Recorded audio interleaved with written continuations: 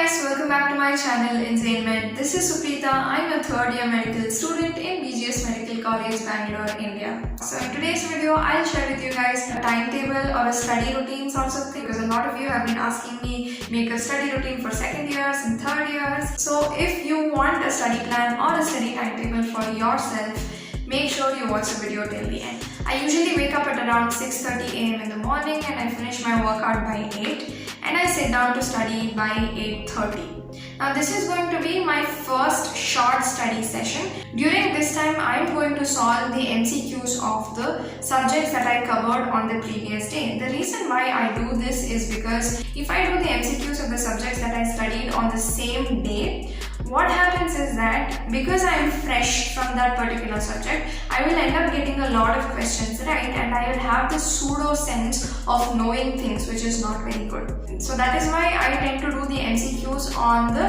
next day, and it serves two purposes. One thing is it's going to be like active recall, and the second thing is also it's going to act as a revision for me. After this I take a half an hour break from 9:30 to 10 for breakfast, and after that I have my first 3-hour long study block from 10 to 1. I usually tend to sit for long hours, so I usually end up studying continuously from 10 to 1. But if you guys don't sit for long hours, then you can definitely follow whatever you want to, like Pomodoro or something like that with breaks in between. But I usually tend to sit down straight for 3 hours and usually study hard subjects in the morning or subjects that need a lot of conceptual understanding, because I am more receptive to learning new things in the morning. Now after this, from 1 to 2:30 is going to be my lunch break or my movie break, that I'm going to relax and have fun. From 2:30 to 4:30 is the most difficult time for me because I am a sleepyhead and I'm very sleepy during this time. So what I tend to do is during this time I like to look at videos or case presentations on YouTube. There are two important sources from where I look at case presentations. One is White Army and the other one is iFocus for ophthalmology.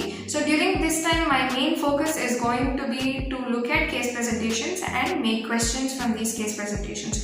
Usually the case presentations are around 1.5 hours, but by the time I write down all the questions from the case presentation, it usually ends up being around 2.5 hours. So I end at around 4:30.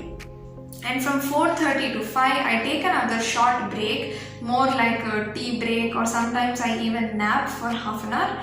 And from 5 to 7 or 5 to 8 is my next 3-hour or 2-hour block, and during this time I will try to cover a short subject usually or any subject that I have backlogs in. If you look at all of this, I get 7 to 8 hours of study every single day, but sometimes I get 6 hours, sometimes I get 9 hours, but my average is around 7 to 8 hours and I cannot study beyond 8 hours. I know there are some people who study for 12 hours, I absolutely cannot do that. I just feel that the most important thing is going to be consistency.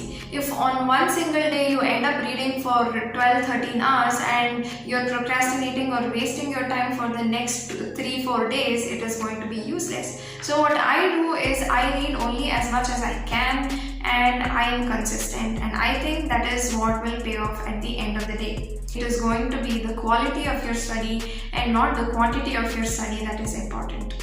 So I hope you guys got some useful insights from this video. Thank you so much for watching. Have a nice day.